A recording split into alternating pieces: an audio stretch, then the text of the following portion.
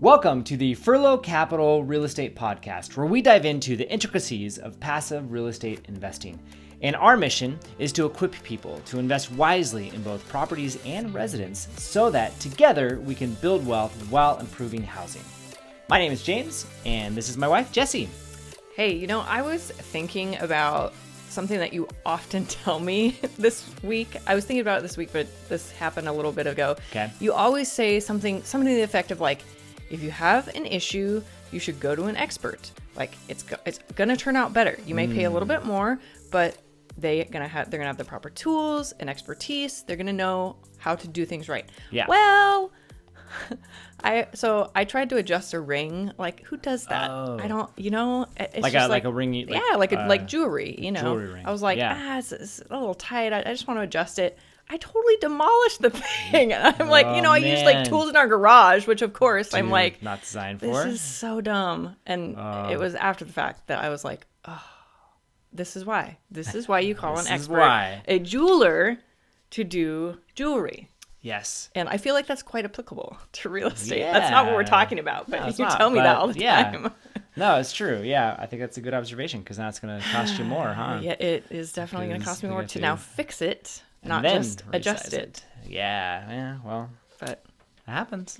yeah. It's a thing. We often tell our kids too, like, be willing to fail because Yes. you will learn valuable lessons. I'm like, Yes, there you go. See, you learned a lot. I through did that learn a lot. experience, so that's a good thing. Still learning it. Yeah. No, it's all good. It's all good. Speaking of learning, I have been learning about 4 different properties. Ooh. Yeah, and what I want to do is take you through all 4 of them, Okay. semi-briefly, and just to give you an idea for these are the kind of deals that we're looking at, and this is how we're thinking about it, because eventually these guys will close, and we're going to come looking for funding to help us actually execute on this plan. Makes sense. So I'm going to keep these, again, relatively high level. It's not necessarily a deep dive. Okay. And I'm going to attempt to keep us on time.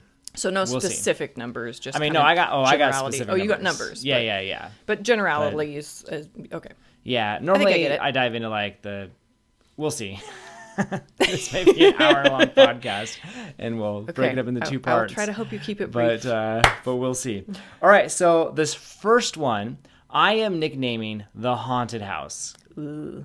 Yeah, so we got a call about this place. That'd be a good thing. I know. It's on 1.43 acres, Okay. which is interesting. There's a house, there's another building, there's a really big shed, there's a garage, and again, there's all this land. So there's quite a and bit it's next to a river, next to a road. Pretty cool. The guy who owns it free and clear. But It's a good thing. this is a house that, I got to get my timing right. I can't remember now. It was like 40 or 50 years ago, there was a house fire in the main house, and because it's like there's a lot of bedrooms. It's like one of those like 4-bedroom, pretty big house types of places. Right.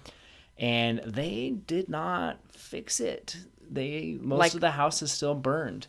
So they didn't repair like any of the fire. Is it like safe to live in? Someone's living in it right now. Well, okay. And Whether or not it's safe, they're in it. when I looked in it, I don't think I would have our family living in it. Interesting. So all right. that kind of place. And the reason why I say it's haunted is because there's a bunch of sculptures and stuff that are in the yard. Like, that's what they do. They make, like, bird baths and seats and sculpture type stuff. So they just have, like, hundreds of them in the yard. And like I said, creepy. It gives it it's got that haunted. Strange. So it's just like old school house that's Yeah. not taken care of with these sculpture stuff in the front yard. All right. And Yes, you are painting me a very good picture. yeah, so it's kind of got a haunted house feel to it. It's very interesting. It's one of the few houses that I didn't take a tour of it because you just made an offer. the plan is to demolish it and start over. Right. Because If there's fire damage that hasn't... Well, I mean, I don't know, maybe, but it's maybe not worth. you could Like, you can see the entire mitigate it. building is falling over All right. as well, because There's like all the things. doors, there's gaps on one side and not on the other, and things like that. And Sure. and on that other little house, I did get the peek inside of that one, and it's just like drywall's falling everywhere, and it's just gross and just a problem. I imagine there's some leaks and things. Yeah, so it's on 1.43 acres of land, which is interesting because you could build a lot there. Like you could build a lot of units on there. Okay. And that's actually what Is I was it looking at as a zoned? development project. It is zoned multifamily, lots of so stuff. So you could put multi-units there. But here's the interesting thing about this. The deeper we got into the research of it, you could just build a big apartment building. Like, I don't know, the size of apartment building that you're going for. There's enough space here where you could easily do 30, maybe even 40 units on it. Yeah, that's pretty big. But we wouldn't, because the problem right now is in this current lending environment, getting development loans is extremely hard to do. So the actual plan would be to parcel it off into 2 chunks and then build 2 fourplexes. Okay. So 8 units total. That's a lot fewer but units. I know, but they would be bigger. But more importantly, because they're all 4 units, they fall under the residential development thing, and you can get lending on it. And they're easier to sell because you just have a lot more people who are looking for fourplexes than you would have looking for 30-unit apartment buildings. That makes sense. Yeah. And the other tricky part about this is that it is up against a river, and so the setbacks are really big when it comes to the river. So we can really only build on half of the property. Okay. And so that's another by doing. The other one is super interesting. If you get above 4 units, you have to have 2 parking spots per unit. Oh, I remember you saying that. If you're under 4, you only have to have 1. So you can actually make the units bigger and have less parking. Which is so weird to me, because it's like if you've got a bigger unit, you're going to have more people staying in it, but I guess not more cars, maybe. And we probably would have more parking spots because you just could do something like that. But yeah.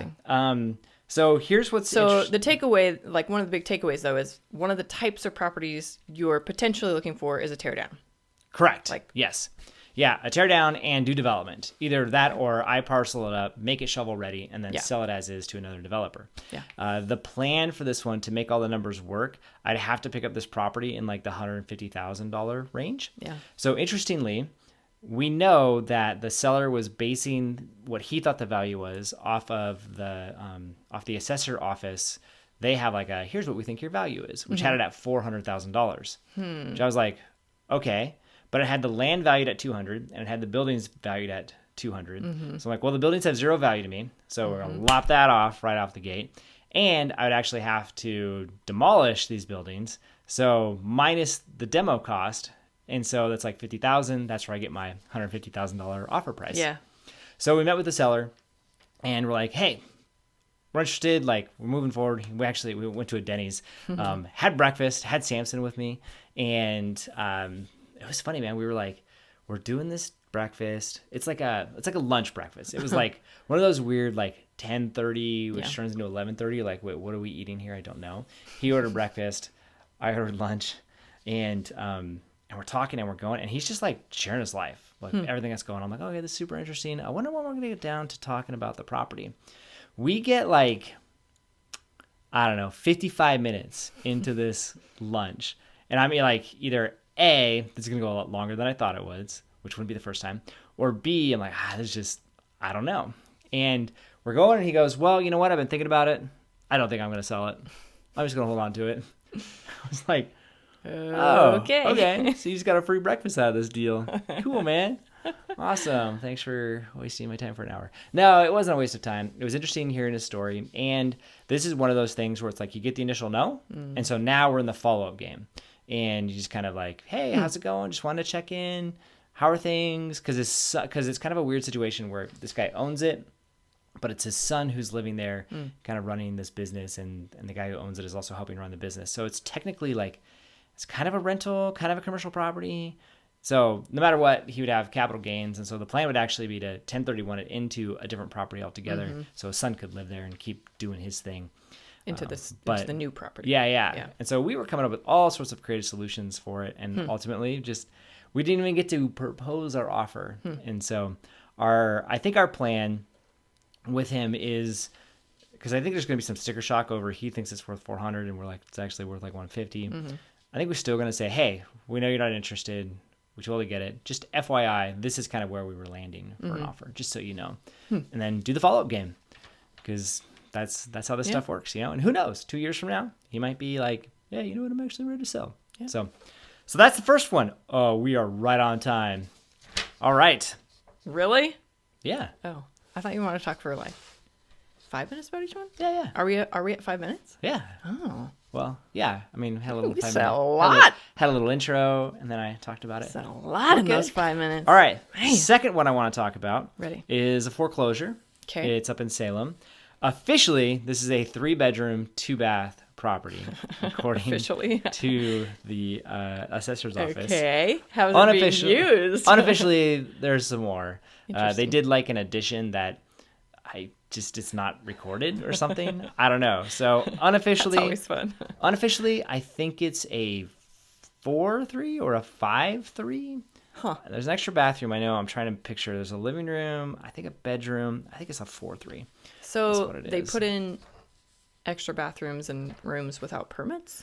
I don't know. They might have. We never got that far to look into it. Okay. To be honest. But it's a foreclosure. This property is on a hill. And so there are like 7 different levels on this property. So Weird. normally but it's like skinny? But no, that's not the way but it's like where you might have 2 levels, they've got 4 because there's like a bunch of half levels, half steps. Interesting.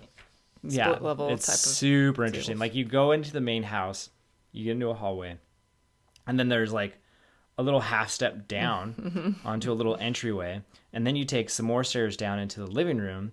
But then if you want to go to the bedrooms, you take like a half stair up into the bedrooms. It's like a weird, super funky. It is a funky layout. It reminds me of something of a cabin that you would rent in Bend. All right. But it's in Salem. Yeah. And I'm like, man, cool property, wrong location. Yeah. That's what it is. This guy, he owes, okay, how do I say this? He's got a mortgage that is $305,000. And he is in arrears, because he's in foreclosure, of $72,000. Okay?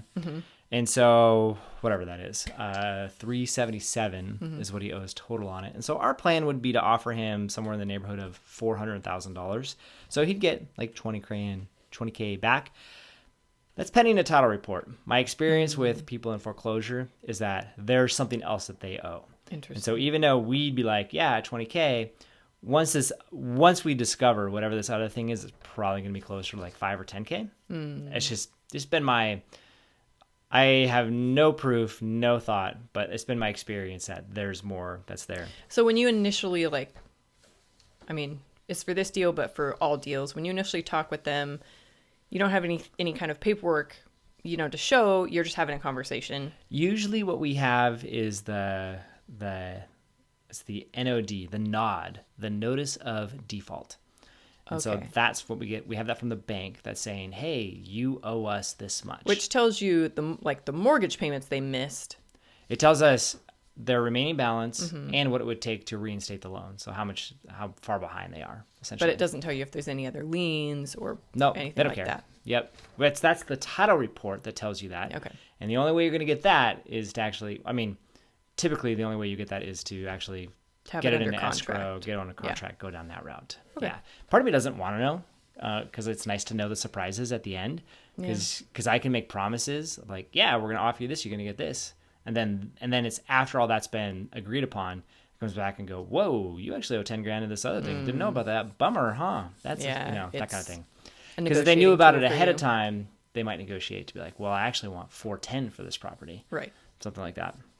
If we assume some holding reserves of like $16,000, looking at the repairs, I think we could get away with doing $30,000 worth of repairs on this place. That'd be primarily painting, some new flooring, a few fixes here and there. I think he owns a lot of stuff, so it's hard to tell. But that'd be the idea. We would borrow from some private money lenders about $150,000, and then we would pay, assuming we hold it for 6 months, interest of $9,000 towards them. And if we were able to sell it for $500,000, which I think we would be able to do, our profit would be $10,000, which is not much at all. Borderline, not worth the effort for something like this. And so, but it's this weird balance of he owes a lot of money, unfortunately, and just the fees, like they rack up. And the $70,000, if I'm thinking about this correctly, that's just what he owes the bank. There could be potentially more fees on top, maybe. So when you say that you would have, you said like hard money. Yeah, private money lenders. Private money. That's like what you would typically raise it from, right? You're not talking about something different. Correct. Yeah. Well, so what we would do is we would pay back, we would catch him up on that mortgage and then buy the property subject to that still 300. So we would get $305,000 from the existing mortgage, raise another 150, so we're 450 in it. We'd have to pay out about, again, like $9,000, so that takes us to 460. Plus you have closing costs, plus the repairs of 30,000, that gets you to 70. So like that's how you can see it very quickly gets to like, oh, like $10,000, that's it. Yeah. There's things that we could do to goose that to be like maybe closer to 20, which would be ideal. But yeah, it's just it's one of those weird, like, these are really big numbers. Yeah. And yet that final number, you go, man, it's just a squeeze down at the end. So these are hard. And that's a hard one where we're working through and like, okay, maybe there's a different strategy that we can use to try to buy this place. And so I don't know, but so we're working through that one right now. We don't have it under contract. Yeah. Talking to the guy, trying to figure out what works best. Is it kind of like a foreclosure is good, but you want a foreclosure that needs a little more work? Well, no. Ideally, you have a foreclosure that has a little bit more equity in it. That's the issue. Interesting. Yeah. Okay, that makes sense. Yep. But his mortgage rate's awesome. It's like a 4.5%. Yeah. So there's that. Okay, we're doing good on time. Yay. We're a little behind, but that's okay. All right, this next one is going to take all the time in the world. Okay, it is. There's this couple. They are builders. They're actually Christians, and their desire Like is developers, house builders. When you say builders, I'm just like, what kind of builders? Yeah, I initially thought like they were a construction company. They're not. Yeah. But they are fixing places with an intent to rent them out. Okay. They want to do a development project. The husband has been a contractor for many years, but I don't think that's actually what their business is. Okay. So they're Christians with the goal of providing affordable housing. So they got this one place. It's a fourplex, and they have genuinely kept the rents pretty low. Like they are very low, which is intriguing. But they only want to sell it to people who will play nice with those tenants, who won't just kick them out and raise all the rents, which is hard because like they have a heart for them. But we're also like, yeah, but the math doesn't work. Right. Like, so here's this one. It's again, it's a fourplex. They have a mortgage on it still, or a note for $210,000. They are behind by $39,000. So it's another foreclosure. It's another foreclosure. Yeah, sorry. Yeah, another foreclosure. They have 4 properties we're going to talk about. The after repair value would be $235,000. Let me do the quick math for you. Their equity is negative $14,000. And if we were to, and I have no idea what the repairs would be on it. So if we were to make an offer, it would be at most $188,000 minus repairs. Again, they owe $250,000 on it. Yeah. Now they have a private lender on it, like it's an individual kind of guy. So there is potentially a chance to do a short sale with it. Maybe. I don't know. Depends on what they're willing and to it is do. a funky fourplex. Like it is not, it's unique, which in real estate is a 4-letter word. For sure. And I don't think this one's unique in a good way. Like that other one, that single family home, it's also unique. Yeah. But it's also kind of like, all right, Intriguing. maybe for the right family, this could be cool.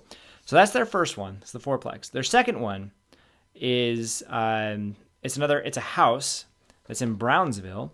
They owe $300,000 on it. They're in arrears. They're also in foreclosure on this one for $54,000. So they owe $354,000. An ARV for that one would be $429,000. So there is $75,000 worth of equity in there. But here's the fun part. We asked them, well, what kind of repairs need to be done? And the husband was like $30,000 and the wife was $70,000. So we're like, so That's a big difference. that's cool. So our offer on something like that would be like $273,000. Yeah. Which again, they owe $354,000 on it. And so it's another situation where I'm like, I don't like, we'd have to do a short sale. Yeah. Good news is they have a loan with the same guy. Okay. So he's Interesting. loaned on both of those properties. So maybe there's some sort of negotiation there that can happen to try to save it. It's just not worth as much as they paid for it, unfortunately. It's tough. But hey, good news is they have another property that's also in foreclosure. Aww. This is their main house that they live in, and they rent out rooms because, again, they're trying to do affordable housing types of stuff. This one is probably the most interesting of them all. They owe $295,000. They're in arrears, $50,000. You can tell they all kind of were going up at the same amount of time. They just got behind on everything about the same. And after repair value on this one would be $500,000. So They actually have equity of $155,000 on it. I don't know what the repairs would be, if any. Who knows? But we can make an offer of $400 minus the repairs. So this could actually work. They could actually walk away with some cash. Same person is lending on that house. On their personal home. So he's foreclosing on all three. Bad news is they don't want to sell it because they want to stay. Their house. Yeah. Well. So the one that we are interested in, they're not willing to sell. At least that's what they've told us.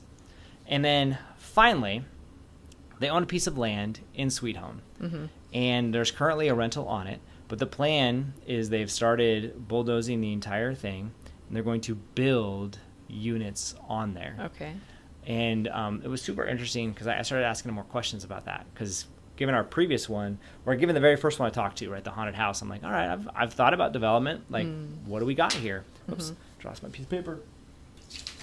And they're like, they want to put quite a bit of units on there. And we're walking through and we're doing the math on it. And it's like, oh gosh, how many units was it? It was like 80 or 90. I don't know if it was quite 100. But Big one. It was a lot. Yeah. I was like, holy cow. And he's like, yeah, I'm going to do the work myself type thing. I'm like, that's a lot of work. All right, cool. And, but I started, and like, he was already doing work on it. And just a bunch of red flags were popping up. Like, for example, he was starting to clear trees, and the city told him, like, stop doing that. And so I'm like, okay, so you don't quite have it all figured out with the city yet? I asked him for some plans. He didn't really have them. I asked him, here's the big question. I was like, well, what's your construction budget? He's like, well, it's been a while since I've looked at it. I don't really know, but I'm thinking like $1 million. I was like, $1 million? Like, I don't. You and I, we are passive investors in a 112 unit project. Yeah. And that was $12 million to do. Yeah. You know? And so, I mean, I told him, I was like, I guess depending on the quality of the well, unit. I told him, because he's like, this thing's going to be worth like $10 million once it's done. I'm like, yeah, you're probably right, but it's going to cost you $8 million to get there. Right. And I just, like, he just wasn't doing that math. I'm like, all right, a little concerning. He did tell us that at one point in time, he had an offer on the land for $1 million.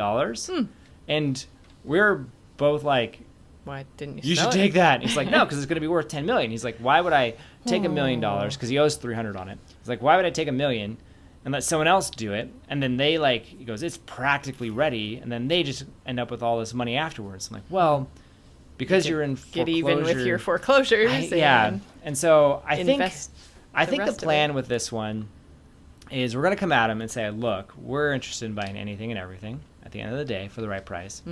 And so we would say, you know, that Fourplex and that one in Brownsville, yeah, we're interested in making an offer, but it's got to be a short sale, and we're going to work with this other guy, this other lender, to see if we can figure it out. But here's what we're going to buy it at, and we'll just work through them and say, these are the numbers. Like, you can lose it all, put it back on the market, and see how it works, take it over, or just switch over to us, take the loss, move on.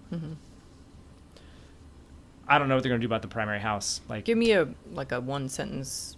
What's a short sale? When you buy it for less than what's owed on it. Okay.